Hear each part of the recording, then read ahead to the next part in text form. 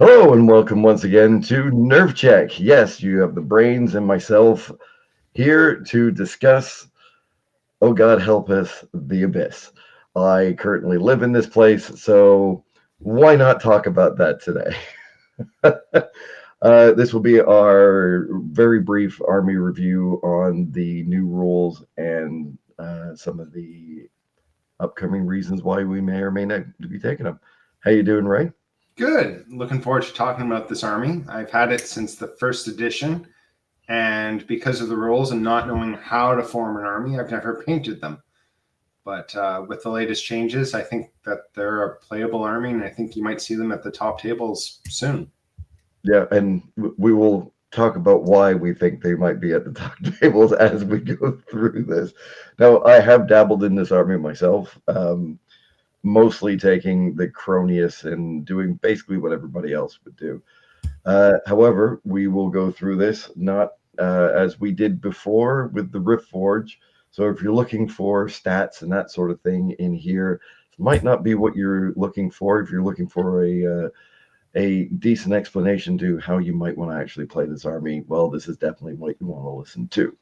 So without further ado, let's start with the sacrificial imp, which has changed. And thank God it actually has changed. I actually really like this. The imp being able to be taken and go to defense 6 for one turn, I think is a great little upgrade. Might be a little too powerful for certain units, but fantastic thing to put into an army.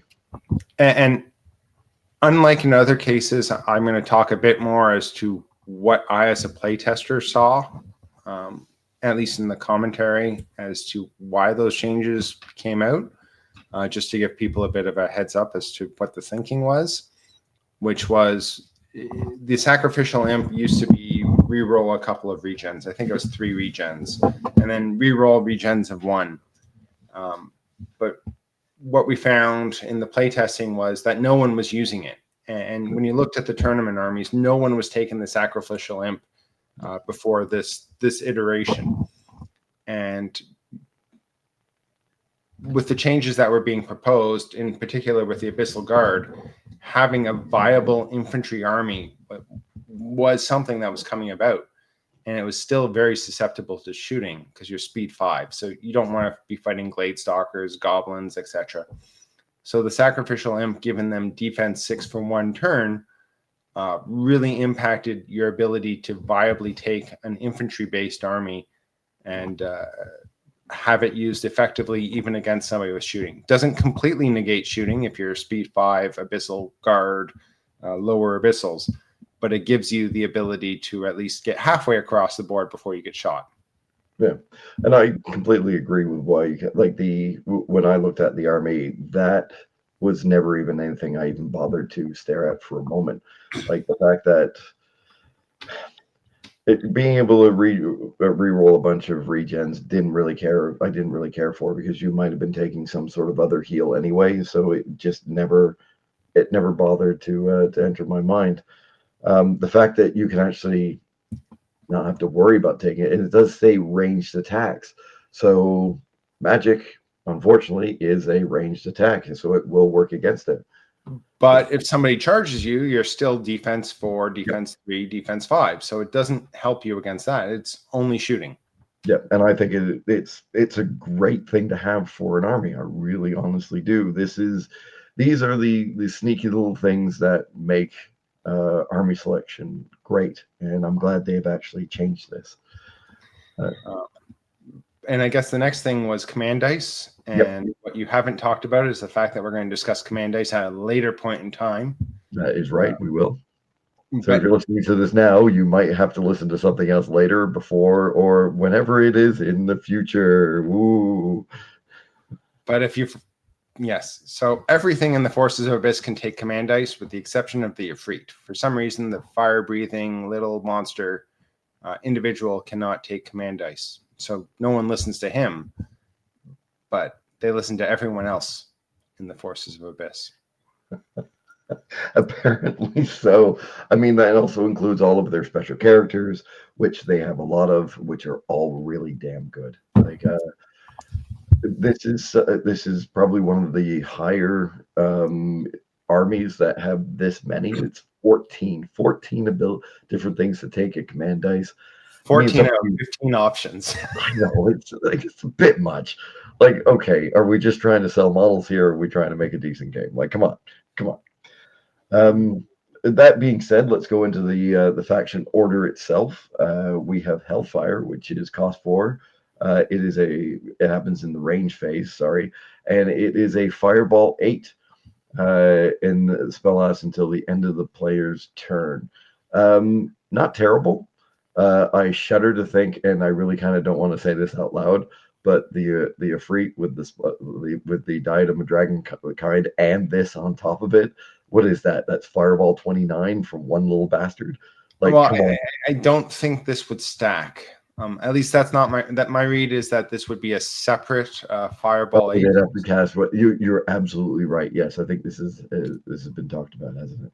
But I think this in combination with an Ifrit in combination with the Flame Bearers means that you could pump out an awful lot of close range shooting from a number of sources. The second one that they have, again, cost 4. This is kind of really on the high side for these sorts of things. Is I'm sorry, we got a hiccup or something. This one's evil. Yeah, the Abyssal mutation. In the movement phase, cost 4. A unit regeneration may reroll all its failed regenerations. This is fantastic. This really is. Like, this is something that that maybe should not have come to fruition. However, it is. So basically, the entire army, it does cost 4, so it is on the higher end. But what it does is it effectively changes your regeneration roll from being a 50% success rate, because you're going to have it within 6 inches of the new Nagari unit. And so you're regenerating on a 4-up. And then with rerolls, you're going to regenerate 75% of your wounds. So you can imagine something like the lower Abyssals rallied being 22-24, sitting on 15 or 16 wounds, which is completely possible. And then all of a sudden you regen 12 of them, and then maybe some heal gets you down to 0. Like, it becomes disgusting. Of the like two, I think there all over again. Of the two, I think that one's the one that has me excited for why I'd want to have 4 command dice. Or 4 results to do something, is just the ability to ensure reliability and heal.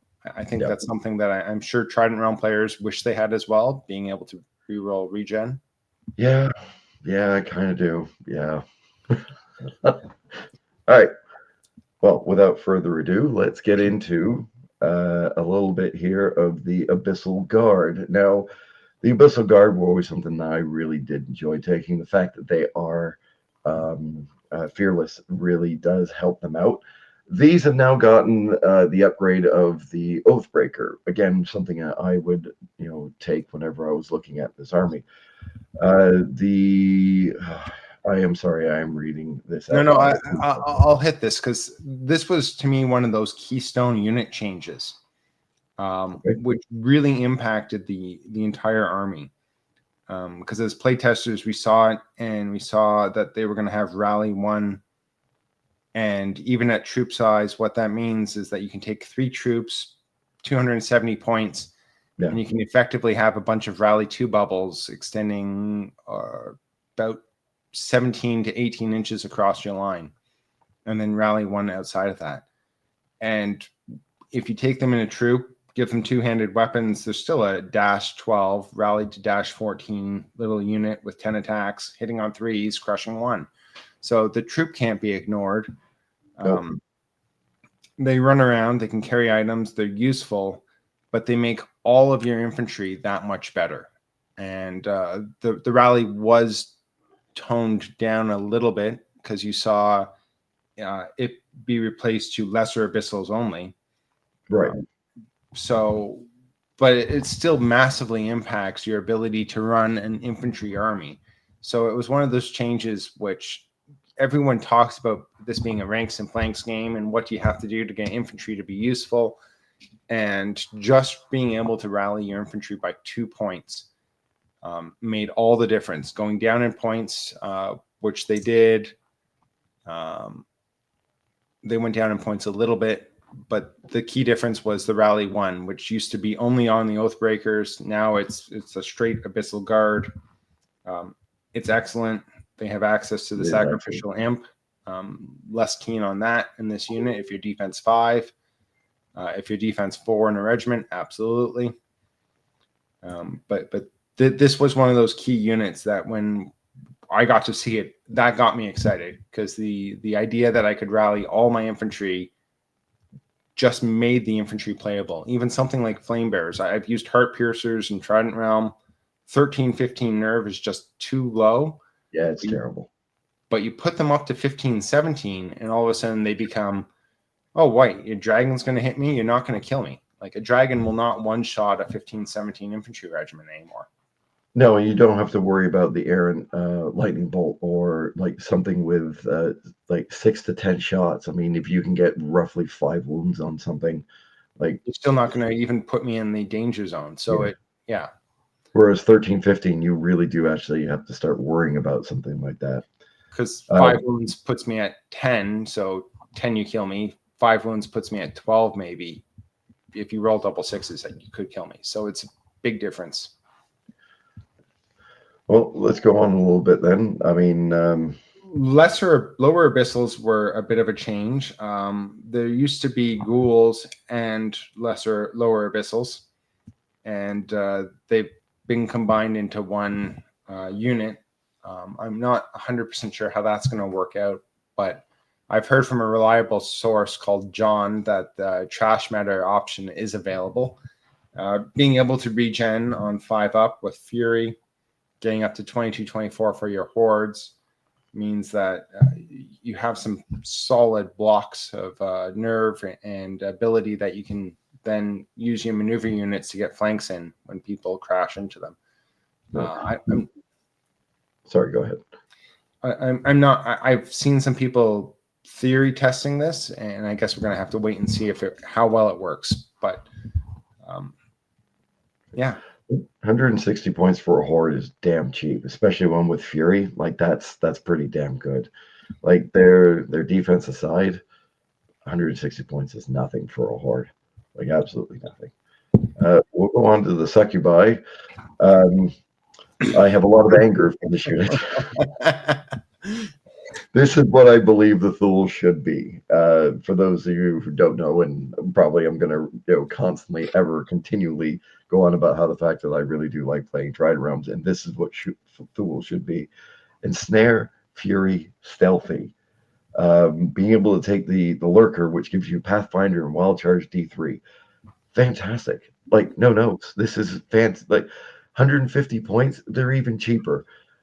14-16, perfectly in there for the for what you want for a nerve. Like, they're your berserker troops.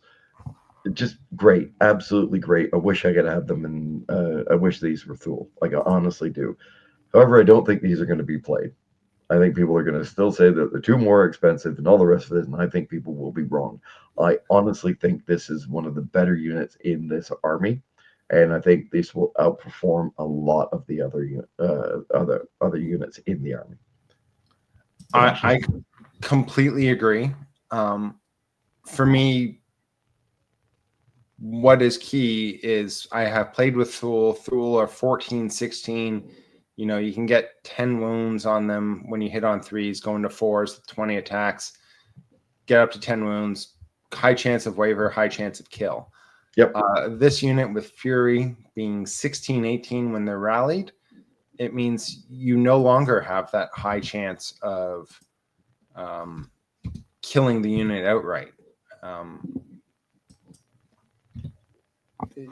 You do. On top of the fact that they've got Fury, like, the Fury is fantastic. The Stealthy is just what they have, but they're lower Abyssal, so they also take the rally on top of that. So these aren't 14-16. If you've got them around, they can be, yet again, they can be a 16-18 without any real bloody issue. Like, even a rally 1 will change how often that a Thule unit will stick around. And so this unit, like, quick math hammer, even if you had the best thing I could think of, which would be Redemption Knights with Brew of Sharpness. So 20 attacks hitting on 2s. Yep. If you frontally charge this unit and they're inspired, you only have a 33% chance of routing them. So, and that would be like the ideal situation with no issues, no Pathfinder, no nothing. Yeah. And people wonder why I played Thule.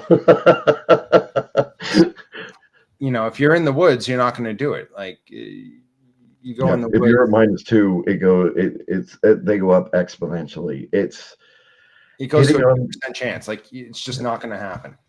Well, we're the Northeast. We play with a lot of hitting on 3s. -2 to any of your hit is hitting on 5s. Everyone around here hates hitting on 5s. There is one person around here that plays a unit that hits on 5s for any goddamn unit, any goddamn reason whatsoever, unless your name is John and you're just trying to set people up to fail. Yeah. So I agree with you. Succubi are excellent. I think they will get use, mostly because they have the Pathfinder option. Yeah. I think the smart ones will take them. I think the people that don't take them, I'm sorry, I don't think you're looking at this correctly. But I think they're a great candidate for Hammer of Measured Force. I know you hate that item, Ben. Ooh, I do. But I think this is one of those units that could really use it. Yeah, we can get into the hammer at some other point in time. Okay. I will bow my head and agree at this point in time. Well, Succubi larva. I haven't really seen infantry units like this. Like they hit on 6s. Great, they have ensnare. I don't see them being used. I'm with you. The fact that they're dash with ensnare makes them really damn good. If you could, in some way, shape, or form, get some barkskin in this army, sure. But they're defense 4, so they're not even great barkskin people. They're not, but sometimes just having that 1 or 2 extra wounds on them will just do what you need it to do. The dash is the big thing here. You and I both know what a tidal swarm with barkskin can do on it.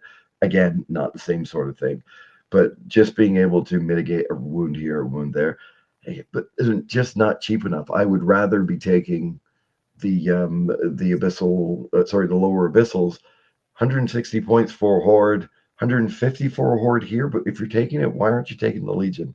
Like we normally we don't really take troops of things, we take regiments. There's a reason why we don't do these sorts of things, because they just perform better and the nerve being higher. Dash 21 is good and could be used, but the Legion just seems to be the way to go with these sorts of things. Still usable with the larvae. Like I'm not saying they're terrible, but you're being very kind. I'm saying they're terrible. I'm saying you won't see this in any form of competitive play. So that's it.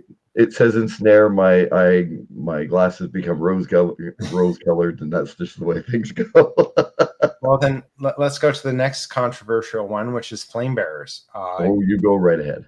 If it wasn't for the fact of the change to the rally, I've tried heart piercers. I've tried heart piercers so long with Order of the Green Lady, with Trident Realms, and they don't bloody work. And flame bearers are even worse heart piercers because they regen on 5 instead of 4s. So I tried it. This is a worse heart piercer, but all of a sudden you're saying, but now you can rally 2. And now you can get a sacrificial imp for 5 points, so you can be defense 6. So you don't have to worry about the Glade Stalkers on turn 2 if you move into range. So all of a sudden, the combination of things go, maybe this unit is usable and could work. So, and I am wearing the wrong Star Wars T-shirt. It should be Admiral Akbar, and it should say it's a trap. It shouldn't be the Family Guy. It should be this is a complete trap. You are absolutely right. Thank you for proving me right about heart piercers. They are terrible. People stop taking them. Flame bearers, unfortunately. I do agree with you with the sacrificial imp, but now you're putting more points into them. I don't see these things. Like if you're going to go with a shooting army, this isn't a terrible shooting army. But the 9/11, man. 9/11 is just 18-inch range. No, I would never use them as troops. That they have to be as the regiments at 13-15. Yeah, you see, I don't think I could. I honestly don't think I could. I think they would have to be a troop to kind of draw out fire for a turn. And you're also going to be able to survive an additional turn because you got the sacrificial imp on top of that. That's Well, just my feel. I think this is going to be one of my test cases in Ontario at a one-day tournament, is to see if I could do a shooting force. I think it's possible. I guess we're going to have to see if it's any good. All right. Well, I will endeavor to see how this one goes. And then we go to gargoyles, which I know people say are the best chaff, and I don't like them. The nerve is too low. You are correct and wrong at the exact same time. Fair enough. I do like these things, especially because it's fly and nimble and they're great. Regen 4.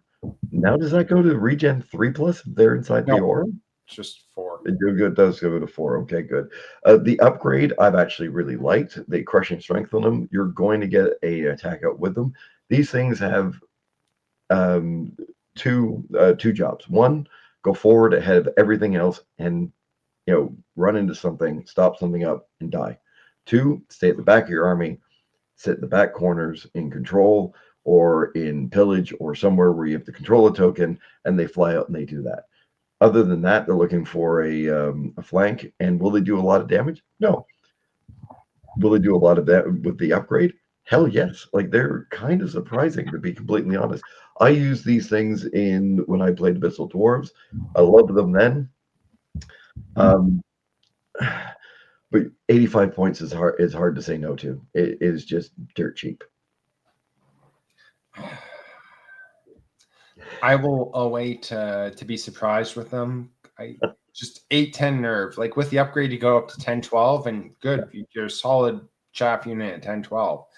8-12, you get one lightning bolt hit you, and all of a sudden there's a 1 in 6 chance you're dead, if not slightly higher. So. All you're really hoping, like I said, to do with these things is you get in the way of a cav unit, of a child on a Pegasus, of something. And if you're lucky to get that off, then that's your 85 points paid for, and you don't have to worry about them from there on in. Best chaff in the game. I will argue about other things. These are damn good. Okay. Abyssal Horsemen saw an upgrade. They lost Fury. Everyone would be shocked, but they went dash. So they're dash 16, dash 13 now. I think they're a very solid choice.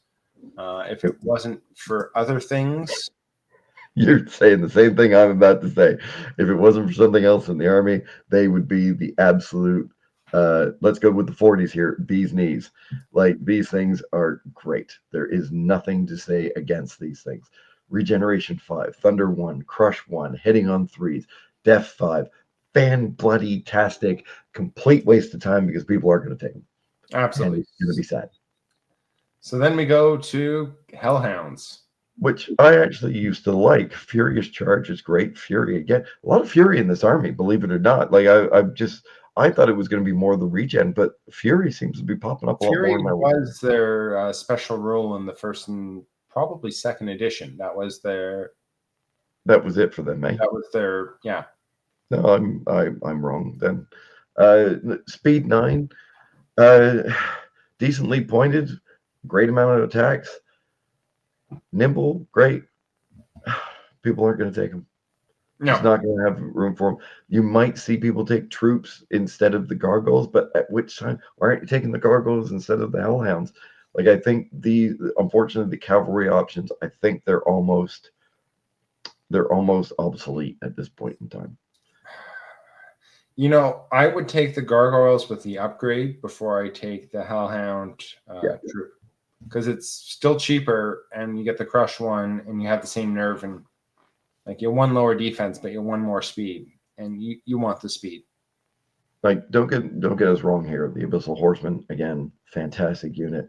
The Hellhounds, again, great chaff unit, really good at doing its thing. If it gets in the side with the Thunder one and the Furious Charge, these things are hitting on 3s, and they're going to do an ass ton of attack.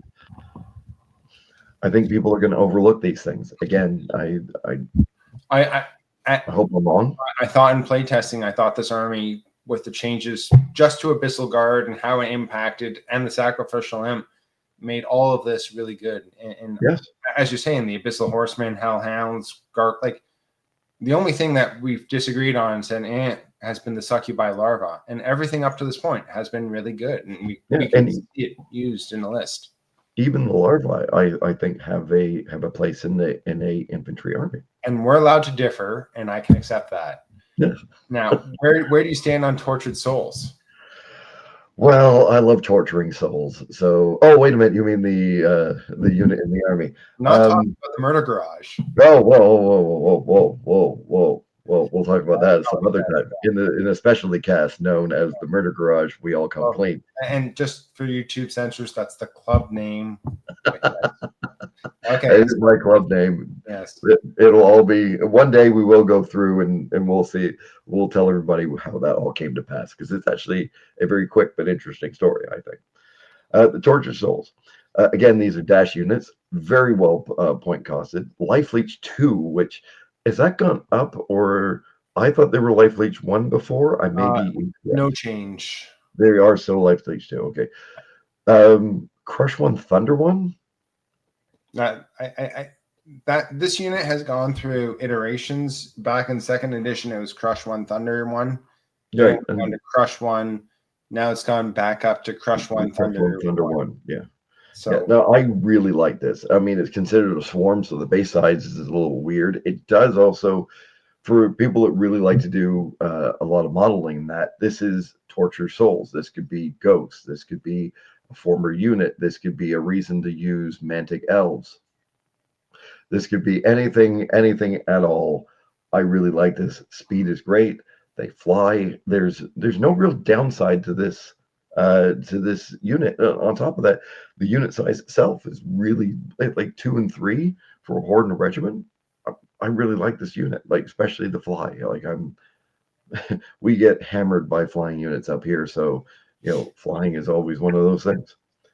What about you, mate?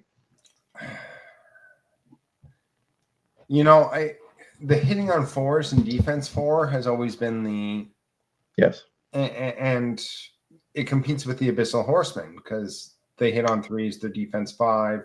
This is true. Roughly the same points, and now you're both dash, so it Life Leech versus regen. So I think you have two solid options, and it comes down to which one.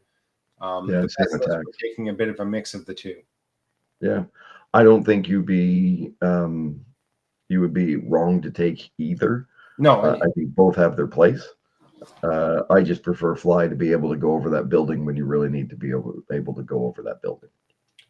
Which we get to the next one, which is imps, and I think there's a place and use for them at 65 points for a regiment.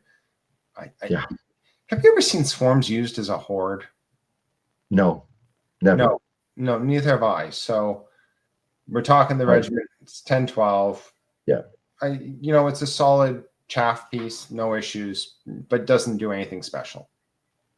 No, Vicious melee, great. Fury, again, great. Just I don't see I find points to be used better in other places. Again, you're not wrong to take something like this if you have an idea for it, even if it's just a modeling idea. Take them. Like, don't let anybody. You'd be wrong to take a horde. Don't take a horde. Just take a regiment. Just take a regiment. That's it. And model something cool. Like, go for it. Yeah. Again, these are demons. They could be anything that you really want them to be. But then we get to what is, I think, the belle of the ball. The Abyssal Berserkers.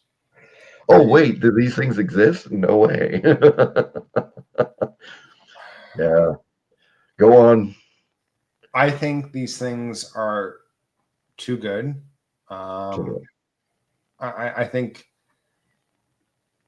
speed 9, melee 4, defense 4, perfectly fine. I think the number of attacks they have are too many. And what I mean by that is you compare this to a unit like Ocean Worm Riders, which would be a fair comparison, where they're going 20 attacks on 3s, getting roughly 13 hits. These ones are 30 attacks on 4s, so you're going 15 hits. They both have Crush 1. They both have Nimble. Fury versus Pathfinder, better speed. What makes this unit is the combination of the better speed for speed 9, which is always significant, Yes, it is. Breaking past the speed 8 means that you can push the cavalry back. And the second thing is actually the sacrificial imp. Given this unit a sacrificial imp means that their defense against shooting goes from 4 to 6 for 1 turn. And when you're speed 9, you only need 1 turn to get into combat. Absolutely true. I think if they took away just the sacrificial imp, I think this unit would go from being like top tier, should be in your army, to just being a really absolutely solid choice. I think you're absolutely right. I think we wouldn't see, let's say, spam lists of these things, which I believe that we are going to see. But yeah, I mean, you look at what this is compared to the cavalry options that we said were good but are not going to be taken, and this is the reason why you're not going to take them. That 2 extra inches, I'll make the joke. Everyone wants an extra 2 inches. Like, you take away the imp, this isn't anywhere near as good. These are not werewolves. I don't care what anybody says. They are not the same as werewolves because no one, absolutely no one, is running 4, 5 units of werewolves. Werewolves are regeneration 5+. They're only ever going to be 5+. This army turns around and it says, yes, it's like 1 model, but guess what? You're going to put that model in the right place, or at least decent to better players are going to. No offense to anybody. Honestly, I don't mean it to sound in that way, but you're going to put it in the one spot that you think you're going to need it the most. It's going to work out the most in that spot. The people that you're going to charge with everything else, you're going to pop the imp on turn 2. You're not going to be able to pop these things in 1 turn of shooting. I've played a ridiculously 100+ shots of elves that can shoot you on turn 1. No bloody problem. We're going to put 90% of these shots in, which is like 90 shots. You're not going to take out more than 1 of these units per turn. And then the next turn, guess what? You're still not taking out at least 1 of these units. It's going to go bad. It's going to go bad quick. And unless you have some way of taking that charge in, I would love to be proved wrong, but when you have 4 units crashing into your 4 units, you still have another 4 units behind that. You're not going to be able to. And we can talk more about this at the middle of December to see how many people play with this list at Nerdhammer in Pennsylvania, and see how many people take Abyssal Berserkers and how they perform. But my prediction is the key is the sacrificial imp, pushing them over the top, and we'll see how good they are. What do you say to people that are going to turn back and say to you, well, they are only defense 4 after that, and they'll just die? I've played shock troop hordes, and I look at this going, shock troop hordes are melee 4, defense 4 with 30 attacks with crush 1. That's what this unit is. So we're essentially the same. Shock troop hordes have 6 more points of nerve, which actually when rallied 6, so 4 more points of nerve, which is significant, but they don't have regen. So you're trading 4 points of nerve for 3 extra points of speed for the sacrificial imp and for regen 5 and fury. And the fact that you're going to be shot because of the rats they don't have the cover. They don't have they're not going to have the def. So I played melee 4. I'm probably one of the fewer players who regularly plays a melee 4 army in the northeast. Yes, you are. In Ontario, and I've been happy with it. I've been able to use it to great effect, and I think I have no issues running a melee 4 army. I think this is one of those units with the speed, with nimble, that you're going to catch a lot of people out. Yeah, I think you're right. I think you're going to put everybody on their back foot. They're not going to know how to deploy against this. Or maybe we'll get lucky and we'll go through 3 major tournaments and people will go, oh, you're playing that list. Okay, I deploy like this. But a lot of people don't think about that. A lot of people, when they deploy, it's on the 12-inch line. It's, not to receive a charge. It's to, I'm going to push forward because turn 1 is turn 1 and that's it. And the other thing is they're not impacted by phalanx. Yeah. So that's the other issue, is whether we're talking tortured souls, hellhounds, abyssal horsemen, all of those units are impacted with -1 to hit just by having phalanx. So my Ratkin shock troop hordes with spears don't work against abyssal berserkers. No. So we go to the next unit, which is Molochs. Unplayable. No, I'm kidding. Sadly, I don't see why people would actually. I like the Moloch. I used to like the way the Molochs. They were your heavy hitters because of the Crush 2, and because of the Vicious, and because of the fact that they were the things that hit and were supposed to take things out after being hit by your infantry. And now I'm not so sure that you even would bother with them.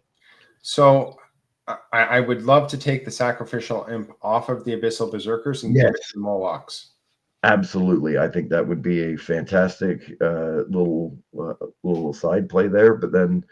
But we have models for the berserkers, but they could be used for Molochs. And I know the Moloch models are a little bit small compared to what they probably should be, but I kind of do like any army, much like the Succubi with the upgrade that they get. It's a model you can put in the center, and it's a model that you could go, here's somebody who's a little bit bigger, who is a little more daunting in the middle of this unit. And the modeling choices are there, like they're right there. And instead of going down that path with the berserkers, maybe we should have done this with the Molochs instead. So next we go to the chariots, the Abyssal Nagari. Yeah. The model looks really super cool. I wish they were better than Crush 1 because they look absolutely amazing. They're huge. They're detailed. They're going to be a lot of fun to paint. I've just put some together. They don't look like they're 12 attacks on Crush 1 and with melee 4, defense 4. But their advantage, the big reason why you take them is everyone within 6 inches of the unit, the aura gain, who has regeneration goes to regeneration 4. Which means I misspoke earlier. For some reason, I thought it was only one guy, but it's obviously a hell of a lot more than that. I apologize. So, but I mean, like all your berserkers, everyone within 6 inches that receives the aura is now regen 4 up. Yeah. And that impacts this army in a huge way. It impacts a lot of this army. Like, I'm going back and going, holy shit. Like, that is, that's. Which contributes to why I said the infantry build is completely viable. Like if you do a lower abyssal or abyssal guard line, and all of a sudden you're regen 4, you can re-roll your failed regens. You have fury. You have fury. You dash 18 where you don't have fury. Like, and then you can put some tortured souls to fly and get flanks. Like, you could do a solid infantry line with this army. Yeah, well, tortured souls being like, what are they? Height 3, I believe. They are height 2. For some reason, I thought they were taller. So Molochs behind, being able to charge in around the outside. These guys standing behind that screaming orders. Other things around it, like Cronius is. Oh, look at that! It's the next thing in the list. Why don't you tell us what Cronius is? Because Cronius has one of my favorite rules in the game. I absolutely love Cloak of Death. I think this is a great thing for any unit to have. The Crush 3 is great. Strider, great. Speed's not that fantastic. It only being speed 6. However, Sacrificial Imp again. Sacrificial Imp for something that's already Def 5. Like, why? Like, I don't get it for that. Again, this is a dash 18, really good, and this kept the when you do damage, you get to heal somebody up to 3. Up to 3. What a great bloody rule on top of that. Like, you don't need to cast a heal spell. You don't have to worry about doing anything else than just being within 6 inches. And trust me, these guys are going to be within 6 inches. This was the thing that brought me to this army. I absolutely love these. Normally, having more than one of the same aura in your army can be a bit of a downside. Like, because brutal doesn't stack both ways around it, or sorry, dread doesn't stack when it's around two of them. Radiance of life doesn't stack, but who gives a crap when it's cloak of death? And all you're trying to do is make sure if those two things are getting closer to each other, that means their army is dying. So you should just be getting happier as your two models get closer and closer together. Like that's exactly what should be happening there. You couple this with this Well of Souls, with the regeneration, and you have a grind list. Like, yeah, well, this on top of the the berserkers. I mean, like all it's got to do is get a couple of hits in, and those extra wounds that you haven't been able to regen back at this point in time, well, they just get better, right? It's just going to give them some stuff back as well. So, okay. So then we go to the Abyssal Fiend, 175 points. It's a solid unit. It's a solid Titan. It's still unit strength too. yep. But it has Fireball 10, and you can give it regen. And you give it regen 5+, and then if it's within 6 inches of the chariot, it's regen 4+, which is what everyone wants to see on Titans is defense 5 Titans with regen 4. So I have seen somebody use 2 of these, which is why I think you could do a Fireball build between the Flame Bearers, the Ifrits. Like, there's enough there that you could probably do something. And it might be worth a shot for fun one day to see just how effective it would be. As being a guy that's run 3 dragons in one army, these guys are okay-ish. Like 7 attacks. 175. They're also 175. Okay, they got a little better than okay-ish at that point in time. They're pretty good-ish. How about that? Yeah. 7 attacks is not bad. It's actually not bad. The biggest problem with all flyers, I do believe, is Fury. If you don't have Fury on your flyer, then all they have to do is get that lucky waiver, and you're kind of SOL. And this thing having Fury, having the regeneration, there's no reason not to. Of course, regeneration does cost 20 extra points, so this is pushing 200 points, but you're still a sub 200 point unit. Like, that's really bloody good. Brutal's not anything to scoff at either. Let's go into, so we'll get into the heroes. And it's inspiring. Here. So it's an inspiring giant with brutal, with vicious, with 7 attacks. Like, it's. I actually didn't see the inspiring part, so you never even have to take a hero. No, that's pretty bloody good.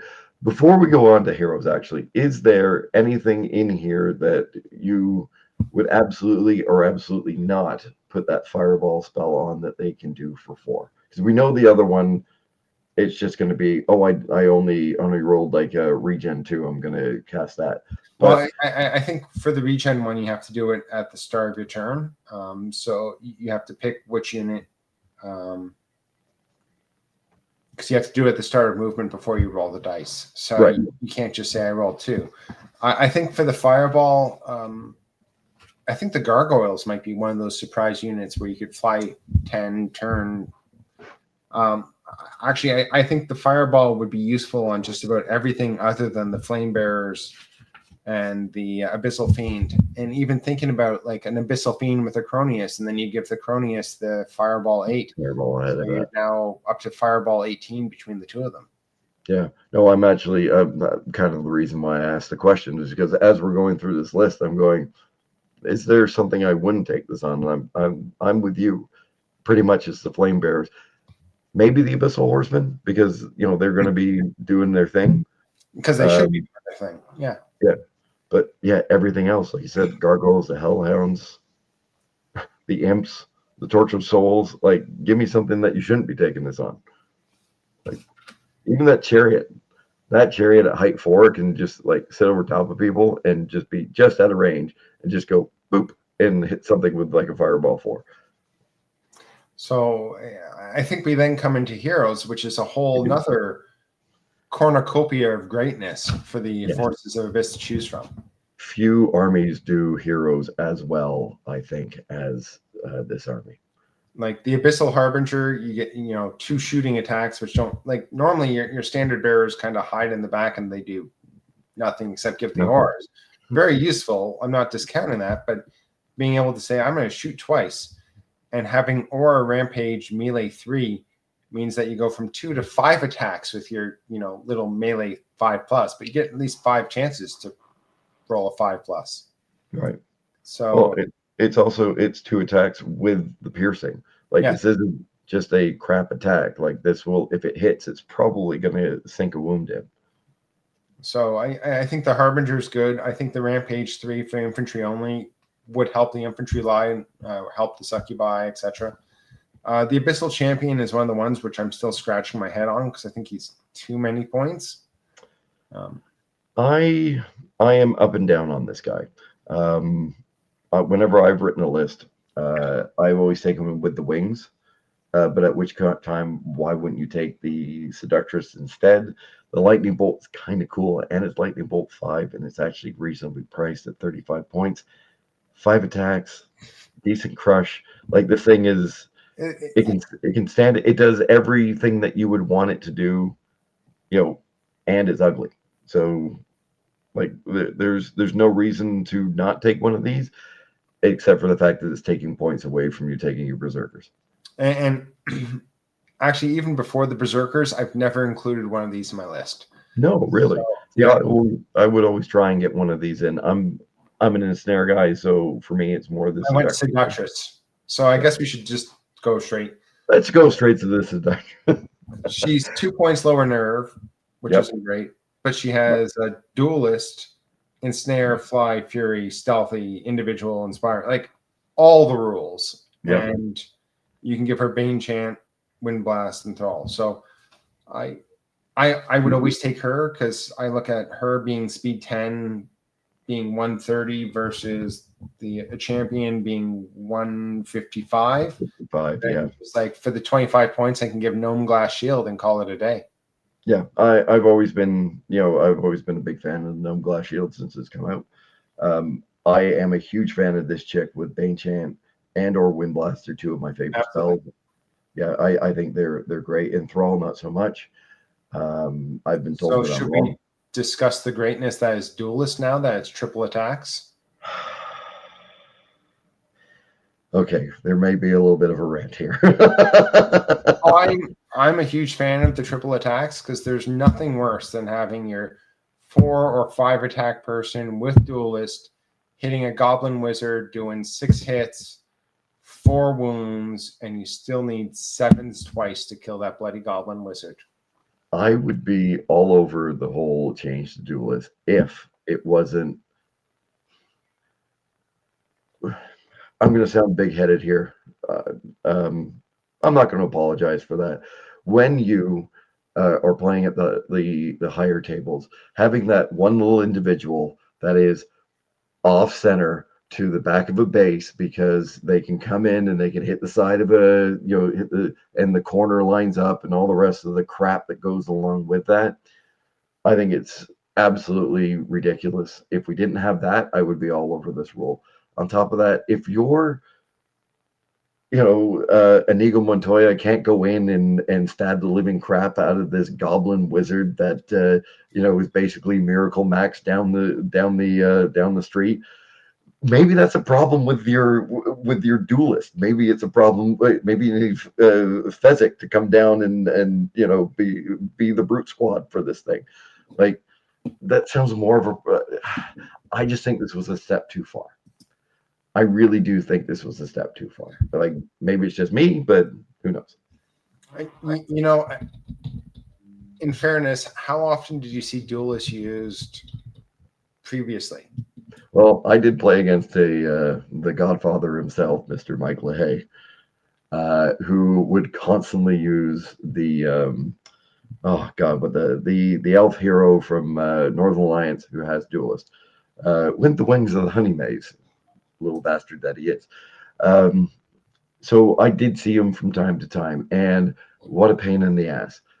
Did he kill everything he ever touched? No. Does he stop the wizard from actually casting any spells? Yes, every time that you were dumb enough to leave them out. And sometimes you don't have the choice, which is, I guess, why the periscope exists and why I use it, and why I also do believe it's a decent item. However, taking something up just because wham, people aren't being able to kill what they think they should be able to kill. You should still be doing what, 7, 8 wounds on something 9 times out of 10. Like these are not tough wizards. Everything's got crush 1. Like you're probably doing enough to, 1, stop them from casting spells, and 2, at the very least, wavering the thing so it dies on the next turn.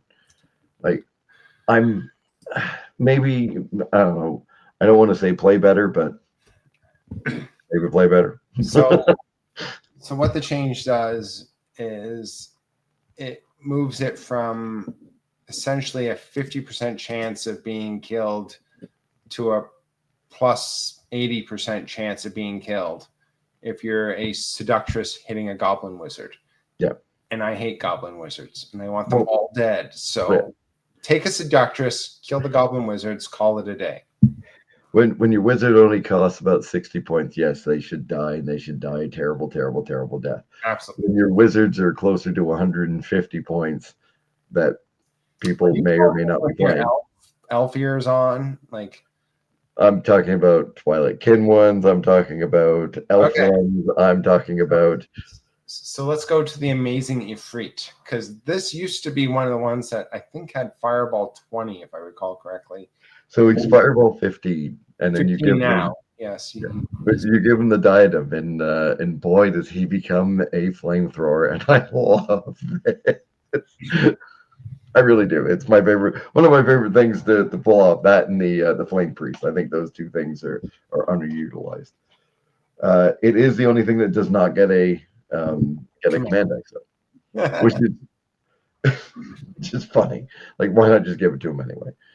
Because when I read the fluff, because I actually did read the fluff for Forces of Abyss, the Ifrits are actually the ones in command of the 4th circle, because they're the ones who build all the artifacts and everything else for Forces of Abyss. So you could justify them based upon fluff for giving them the command dice.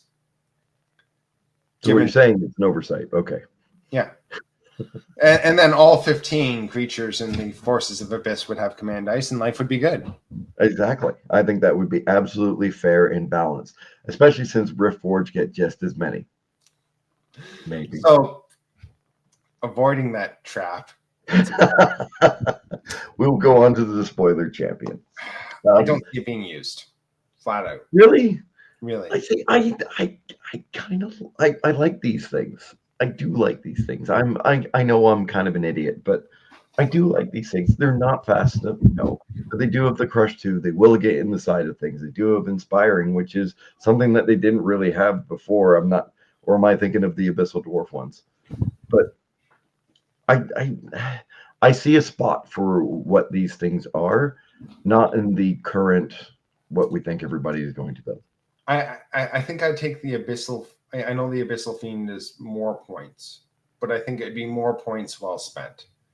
I think you might be right. However, I would not poke fun at, as air quotes as we can possibly, of somebody taking this. Okay, well then let's go Harlequin Blood Mask, because I have certainly never seen that used. Never once have I ever, no. Because you're what? Crush 1, Thunder 1, Fury individual, 3 attacks. Like it's not pointed incorrectly. It's perfectly fine for its points. It's just I haven't seen it used. No, it is cheap. It is damn cheap. It's 85 points. It is like it's actually probably good value, because I'm scratching my head thinking Order of the Green Lady was 75 points, same nerve, but you didn't get the Thunderous one and you didn't get the regeneration. So I think it's actually good point value. So do I. I just don't see 3 attacks. If it was 4 attacks or had a way of, or even having a sacrificial imp, like here's something else. Again, spoiler champion in this. This one would be good for duelist. I hate you, but yes, you're right. And it's slower than the speed 10 chick that does actually have it too. So if this one had duelist, you'd go up to 9 attacks when you're attacking an individual, but you crush 1 Thunder 1, so it would hurt. Yep, and because it's also a cavalry model and it's not flying, means that it's probably going to go over some sort of a obstacle or something that would actually stop it from being able to do what it is doing. So you go from hitting on 3s possibly to hitting on 4s. So yeah, I mean it's things we would like to see. Volume 6 of it's not improperly point costed. Like no, I don't want to say that. I think it's solid points. I would like to see this with one more attack. One more attack or duelist. I think one or the other would make it. I think you're right. I think you're absolutely right, but it's not what we have at the moment. This is what we've got. So, well, what we got now is the Archfiend of the Abyss. Oh, look at that! What a pro! And that is a monster. It's a titan, some may say. Ooh, yes. I think its issue is 9 attacks, not 10. Yeah. 300 points in this army is on the high side for anything that you would want to spend anything on. Vicious is great. Again, Fury across the board. Brutal is underused in this army, I think. 17, 19 for 300 points is just, I'm sorry, it's not enough. And that coming from a guy with who plays with a Kraken, but will never play with the Kraken because it's crap. But I think I'm gonna have to try it just because I like having my flying monstrous creature that goes around and does things. But I think you're right. I've often seen them used. You often see one in a list, so I'm not going to say it's crap because people take them and use them to good effect. They do. So they're all better players than me. I think it has a place. Whether or not it's the optimum, I don't know. Well, we will go on to, and I'm going to mispronounce this word, so I'm just going to say it's the Berserker Champion. With the aura, Berserker only, Crush and Strength 2. Ooh. Or Vicious for Berserker only, with Crushing Strength 2, with Fury, with Inspire, with Nimble. Nimble is always good. Speed 9. This is just the Berserker champion that's coming along with everything else. Been on the high side for points, but I'm not going to really get upset about this because unfortunately, again, I don't think people are going to be taking this. Vicious is good. Somebody's going to be running it behind a unit or two to make sure it does a little more. There's weight. I do like the fact that Mantic is going to more auras than they are magical items. But I think there might be one too many auras in this army. Like there seems to be an aura for everything. And I think this is a good unit. I've seen people complaining, saying it's too many points. I've compared it to the Ocean Worm Rider champion, which is 160 with 5 attacks, Crush 1, Thunderous 1. Oh, this is 1,000 times better. I'm not sure because that one's defense 5 with regen 4, which is significantly better than defense 4 with regen 5. But I like this unit. I think it's I like the Ocean Worm Rider champions, so I like both of them. I'm going to use it. We'll see how well it works, but I'm going to try 2 of them. See, if the Worm Rider had given off an aura of some sort, I think you would be. I think you would be correct, but the aura on this might actually put it a little bit better. And 5 attacks compared to 8 attacks, 8 attacks is so much better. If the Worm Rider Centurion had 6 attacks, then I think it'd be. Anyways, I think they're close enough that I wouldn't call this one overcosted. Whether it's undercosted, I don't know. I think it depends on how much you use that Vicious aura. No, you've swayed me a little bit here with comparing it to that. Damn you for going after the fish to make things sound correct. Well, I'm not saying it's 100% correct. I'm saying it's close enough for government. I think you're right. Now, then we get to the Abyssal Warlock, which is the Abyssal Warlock, who actually has some attacks. Fantastically pointed, if you ask me. Again, Fury, I don't understand why. Nimble, so good on something that can cast spells. Ridiculous. Unit strength. With unit strength. With Forget even the spells that it comes with. It's 85 points that comes with fire bolts, which are still 18-inch, pierce 1, with steady aim. So this thing can turn twice, get shots off, height 3, which means it's probably going to be able to see over most things on in what used to be the norm for the army. On top of that, Drain Life, Veil of Shadows, Blood Boil. Oh, by the way, damn good spell, and Bane Chant. I honestly don't know why I didn't look at Blood Boil more often. What a great spell! This thing does everything that you want it to do. It is, and it has one of my. It is Master Blaster. It is fantastic. It takes me back to Thunderdome every single time. It is the ugliest Master Blaster. 2 men enter, 1 man leaves. But it's one of the coolest looking. Those tiny wings just make me giggle. My Scud model is a mutant rat fiend with the tiniest wings that Nathan printed me. They're like maybe an inch long on this massive thing. Oh, it's so good. And this is what this reminds me of. The model is great. The entry is good. It's well costed. It has 1,000 different uses. If you need something to carry a token, this thing will carry the token and it'll do it well. Absolutely. So the unique units. You get to say this one because I can't. I don't know. The unique Seductress gets 1 extra nerve, gets brutal D3, costs you 30 more points. I think it's worth 30 extra points for the brutal D3.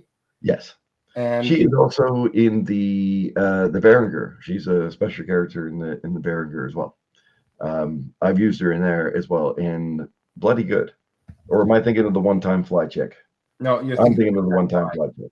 Yeah, but this one's good. Basusu the File is. I don't know why. He's crushing 2 versus crushing 1 from the Seductress.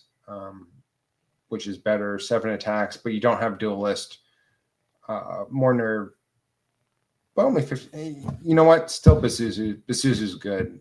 Yeah. I'm not sure Basusu's great. You're not going to see him in top level list. But well, over in England, there, Andy 2D6, Mr. Orange himself, loves his what he calls Susan, which uses this model to great effect. 7 attacks. Has always done really well with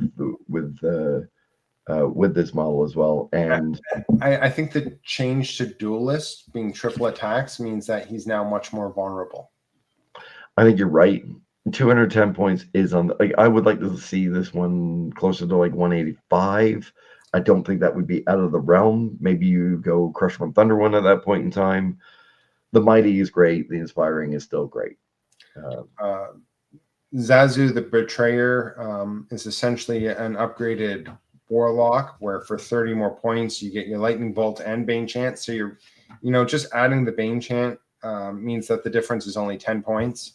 So for 10 points you get 2 extra attacks, 1 extra point of nerve, and you get the ability to sacrifice your friends to upgrade your spell. Like, why would you not spend 10 points for? I want to have Bane Chant 5. I love this. Just such a Forces of Abyss thing to do, to go, I really need this spell to go off. I'm going to suck the life from 3 of you guys and roll 5 dice. This is one of my favorite special abilities in the game. I absolutely love this. I really do. I know you're a big fan of who's the rat that allows you to re-roll absolutely everything in the Twitch. Yeah. I always tell you that it's terrible, and you're like, no, you're wrong. And you were right. Yeah. You were absolutely right. Hey, it's the only time I'll say an engineer is correct. Take one. Your dice on 4 suck, so having the ability to reroll is good. Yeah, but this makes me so happy. Killing my own units, I don't know what it is about causing damage to myself, which makes everything else better. It's just great. The self-flagellation is fantastic. Meditation of Baal next. Brutal, Crush 2, Fly, Inspiring, Nimble, Regeneration, Name the Damn Thing, Vicious, Stealthy, Lightning Bolt 7. Like, this is a mini Scud, except It does one thing Scud cannot do. And for finally, from the pit, I curse thee. It is Wrath of Khan himself.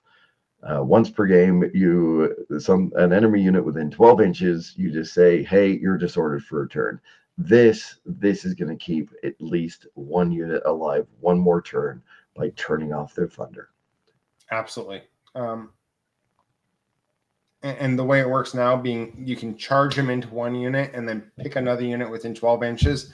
The change to this special ability has made this unit much more powerful in the game. Yeah. No, I'm surprised it was never like this to begin with. I always thought it was so underpowered, and you just kind of looked at it, you went, I don't want to spend the points on that. See, so we will say the rules committee gets it right.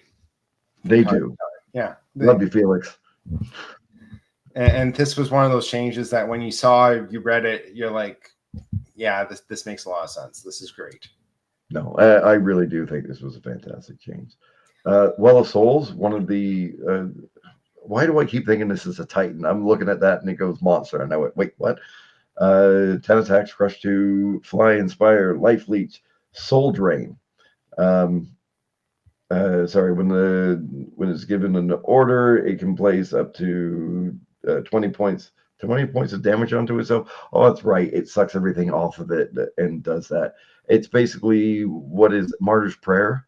Yes.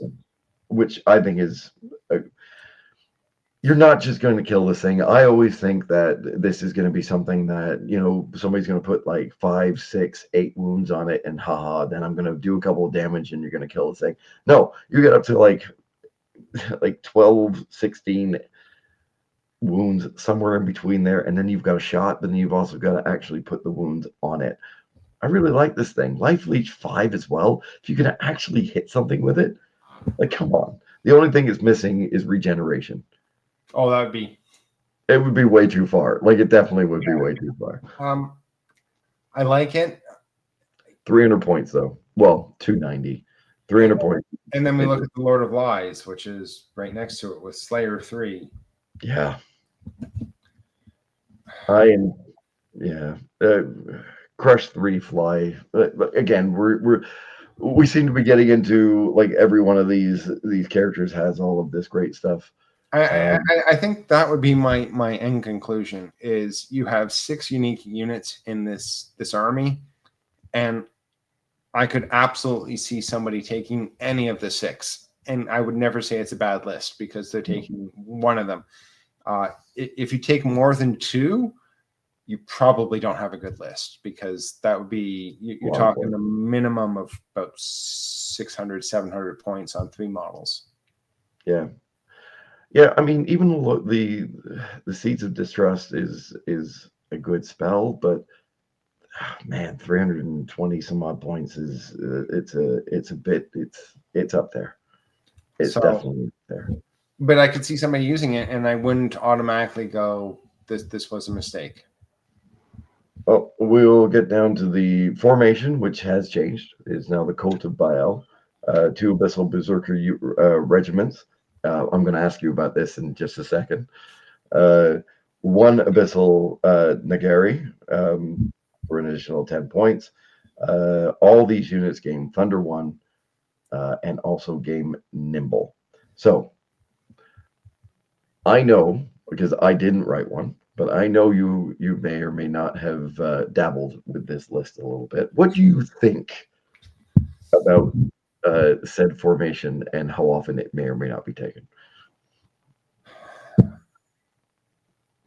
I think you could build a list without this formation, but even the infantry formation I would want to take, because the Abyssal Berserker regiments are nimble, going nimble, crush 1, thunderous 1, put them on the flanks of your infantry line, charge in, because you're speed 9. You get 30 attacks, crush 1, thunderous 1 on 4s, you're off to the races. I'm not going to criticize you if you don't have this in your list, but I'd like to know, why didn't you take it, and what are you planning on doing instead? Because this list is good. Like, I think that's my end conclusion is I like the formation. I think the formation is really good. even in my infantry heavy list, I'm going to include that formation. But I think I could build a list without the formation, because the entire forces of Abyss have gone from what I saw as previously mid-tier at best to being what I would consider to be on the top tier of armies that I'm concerned about going ahead. Yeah. I know when I built these lists, it was a lot of warlocks. Sorry, a couple of warlocks. It was a lot of the tortured souls with infantry in front of it and the Croniuses, and basically it was come get me. But I had no way of pulling anybody forward. The speed was a problem. The running against shooting list was a problem, and not having enough to do what you needed to do when you needed to do it. The amount of nimble in this army now, forget Pathfinder. I honestly, I don't think it's gonna matter that much. I honestly don't. I think you're gonna be able. It will stop you from being able to hit. But how many people are really? How many people up to this point in time? How many people even bothered to look at Trident Realms? No, I think the hard counter to this is a heavy ensnare army with lots of terrain. So, what would you, being a man that's played a lot of rats, would you feel happy with your master's list? Had a bunch of plague pots, had a bunch of rats, had much like you said, these were hordes of crush one rats that the stormtroopers and that. Would you, having that one turn of ensnare, would you be like, no, I'm good with this? No. 2 hordes of berserkers will still burn through my horde of shock troops, even with the ensnare on. Yep. So I don't have the ability to stop them. I have to come within range and give them the charges. My master's list I ran would not win against a heavy berserker list. If I'm running against the seductresses and the infantry heavy builds that I'm considering under Forces of Abyss as well, I think there are still challenges. This would not be a list under any of the circumstances I would want to see as a Ratkin player, because it's not the Cavalry or the Green Lady list, which is what you really want to see. It's not ogres, which are 15, 17, lacking in snare, and without the speed to really bully you, because you're both speed 6. You can kind of play with each other until one side makes a mistake. This list has the speed to burn through ogres, to burn through shooting, to play with the Order of the Green Lady. You can build a shooting list with this list that I think will be good. I know you and I differ on that, but I think the 18-inch shots with piercing 1, you can build a solid shooting list with backup, and I think you can do a solid infantry line with the flanks. So, which we haven't seen a lot of. We haven't really seen a solid infantry heavy regiment, 10 regiments of infantry have a go. I don't think anyone plays that in the Northeast. No, and I think you're right. I think the first person that actually started to go down that route is, well, yourself, with all of the rats. The only other one that I can think of was Nathaniel when he was playing the infantry heavy halflings that he was playing. And Chris, sorry, I have to. Chris's undead was pretty close to 9 infantry regiments, because he had zombies, he had wraiths, he had rights, he had mummies. So he was running about 8. But I think this is one of those lists where you could do something really neat, and which hasn't been seen in terms of the infantry. So I'm really happy with how the list turned out. My concern is the Abyssal berserkers being too powerful. I think the simple change would be if you took away the sacrificial imp, then they become pin cushions to glade stalkers. Yeah, and I think you're right, because I've proven that if you are Def 4, just I will get you. I will hit more than I should. I will wound more than I should, and I will make you pay for it. But short of that, I think everything else is like nothing we're looking at. Like no one's going to look at Abyssal Guard and go, "Gosh, it's 150. It's underpriced." Like No, this is a very well pointed army. No one looks at the flame bearers or the succubi going, well, you're comparing them to Thule, but no one's gonna say, gosh, these are overpowered. No. For the points. Tortured souls, abyssal horsemen, all of these creatures before this update were just slightly under, and I think they're now at the line where they're all good. And having everything good means that you have a great list. Yeah. No, I honestly really do like this list. I think it does have a lot of different ways to be built. I unfortunately think that there's going to be a bunch of tower gamers, and they're going to build it one sort of way. Now, you do realize that you and I are in the minority here, where everybody else says, no, the berserkers are going to be fine. Well, and we will test this theory and have a follow-up in December, and I'll tell you if berserkers are fine or not fine. Yep, and we will definitely test the crap out of this, trust me. Because my theory is that they're not fine, and I intend to test that theory.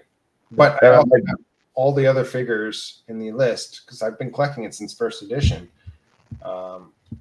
so that I can build any of the other versions that we're talking about. And yeah, I think there's another build in here. I do worry about just going hog heavy on the berserkers.